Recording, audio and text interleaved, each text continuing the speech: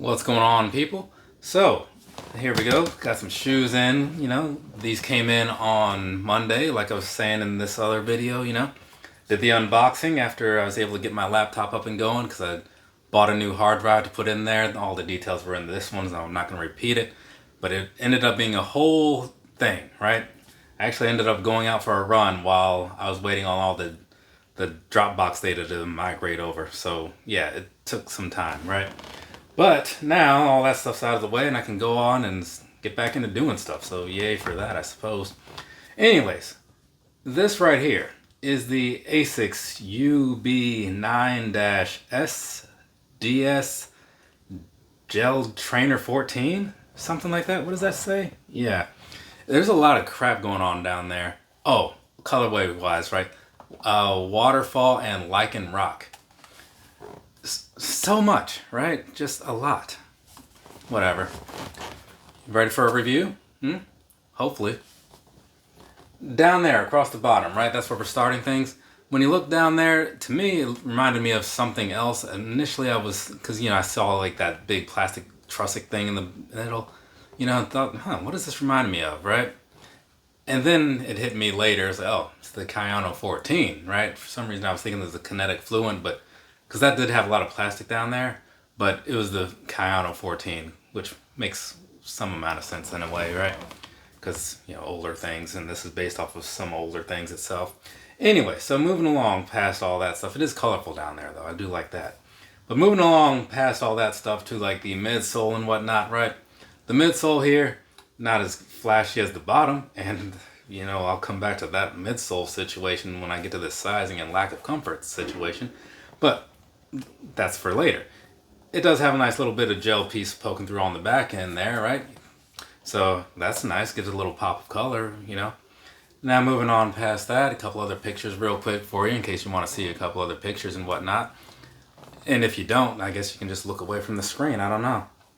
But there's a lot of stuff going on here, right? Which is kind of helpful to have those other pictures in here sometimes, But that's one thing, and that was like, when I first saw these, I'm like, what all is going on here? Like, I'm gonna need to see these in person.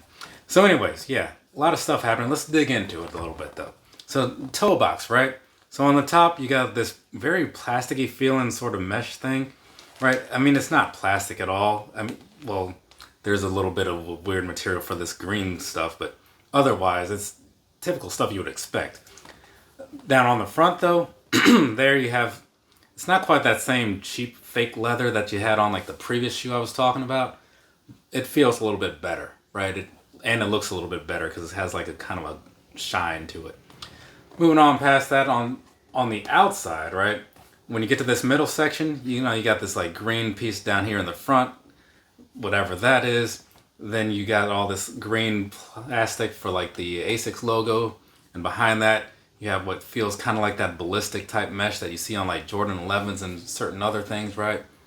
So you got a lot of stuff going on in there, right? And it's all kind of weird to me in a way. But it works, It's like an odd choice, but it works. But then when you look on the inside is very different, right? Because you just have that same mesh that you had on the toe box just going all the way back there. And even the Asics logo this time around is like, it's flat. The other one was kind of like raised up just a wee bit. So that's what's going on there, right? Now, as we go back to the outside of this thing and start working our way to this back third or so, right? That's where it starts to kind of look more like it did on the inside with more of this like pinstripe blue and green mesh thing happening. So that's a thing that's going on there. And then you have this little lower piece going on to the very back, right? You have this little lower piece with the logo in there saying DS Trainer. So that's the whole thing. And then as far as the overall, it's just going to be your typical thing that you would see back there for the most part. But I will say this here, the green piece that goes on the back third of the inside here, pretty stiff, right? But you would expect that from like the heel cup type area. So there's that for you. Now let's go back to the front here. We'll talk about these laces and whatnot real quick. So like I was saying before, they're that same sort of lace that's not all the way round, not all the way flat, nice happy medium, so to speak. And I think these had, they don't have colored tips, but because of the way the stitching is, it does go through the tips, right? So there is that. It gives it a little bit of a break up there. So moving on past that though, onto like the actual tongue piece. The tongue is made up very much like it was on the toe box there. So you got the same sort of whole thing going on. The way the way this is stitched, it just kind of looks a little weird or whatever. But I'm cool with it. I will say this though, like when I initially saw these, when I took them out of the box, I saw that look and I thought that maybe like this gray area in there was like the paper that they put in here, and I thought it was gonna be like those Saucony Pro Grid Triumph 4s, you know, where you could just see straight through it. But no, that's not it. That's, which I'm not a huge fan of. It's cool for breathability, I guess, but I just don't care for it, honestly. Visually speaking, that is.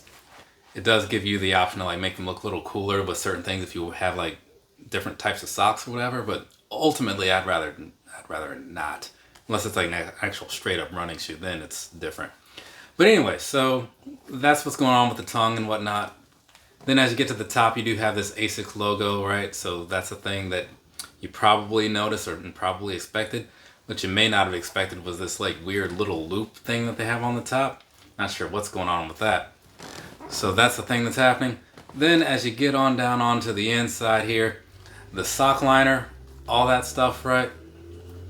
It's gonna be, it kind of has like a look to where you might think it would feel a little bit rough to the touch, but it's actually like very smooth, so that's kind of weird. And that's even on like the inside of the tongue as well, so it feels a little different on the tongue than it does on the other pieces, but I don't know what the deal is with that because it looks the same. But anyways, moving on down to the insole, this time you don't have like just like a standard little logo thing. You have this little patch down in there, which I thought I was going to have a problem with because it felt like, am I going to be walking on this? But you don't really feel it when you're walking or like wearing the shoes or anything. So not a bad thing. But at first I had some thoughts going through my head and none of them were positive. I'll tell you that. So there you go. There's all that stuff, right? Now, I didn't really get on into like the whole makeup of this shoe and all that stuff because I didn't really see a lot on the Asics webpage. But what I did see just left me with more questions because, like I said the other day, it was like a J. Peterman catalog where I'm just like, what are you talking about, people? Like, this is making no sense to me, but it feels like you put a lot of effort into it, so that's cool, I guess. So I'll just have to put that across the screen so you can read it for yourself and maybe you can make some sense of it. But yeah, that's the thing that's going on. A lot of stuff. So that's it for the visual and all that, right? So we're gonna go ahead, jump on into some comfort. No, we're not. Personal thoughts piece. That's what's coming up next. Yeah. So let's go ahead and do that. Almost got sidetracked there for a second. I like these. They're pretty all right, you know? I needed something to walk around in at this cherry blossom thing. When I'm not doing the running, I'll be obviously walking around and stuff. So initially I was just going to get those 1011s, but then I saw these because Asics was like, hey, if you like those, you might like these. And I'm like, oh, you're right. I do like those. So I bought them too, right? They didn't have the color that I first saw in stock, but then they did have this one. I'm like, ooh, I do like some green. So let's see how that works out. It did look a little more vibrant on the web page though, so there is that piece of it, but ultimately I can't complain. And I look at these and sure, these come in at 140 versus the 130 of these 1011s, but it looks like they put a lot more effort into this shoe, right? As far as just coming up with like this fancy sort of design and all that stuff. So in that way, I'm like, okay, I kind of see where that's going, right?